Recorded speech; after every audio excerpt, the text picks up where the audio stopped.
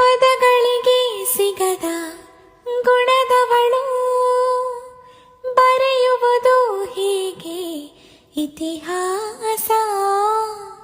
ಬದುಕುವುದ ಕಲಿಸೋ ಗುರು ಇವಳು, ನರಳುವಳು ಹೀಗೂ ನವಮಾಸ. ಗಂಗೆ ತುಂಗೆಗಿಂತ ಪಾವನಳು, ಬೀಸೋ ಗಾಳಿಗಿಂತ ತಂಪಿವಳು. ಜಗಕ್ಕೂ ಭೋಜನದಿ ಜೀವದ ಜೀವತಾಯಿ. ಬ್ರಹ್ಮ ವಿಷ್ಣು ಶಿವಾಯಿ ದೇಹಾಲು ಕುಡಿದರು, ಅಮ್ಮ ನೀನೇ ದೈವ ಅಂತ ಕಾಲು ಮುಗಿದರು.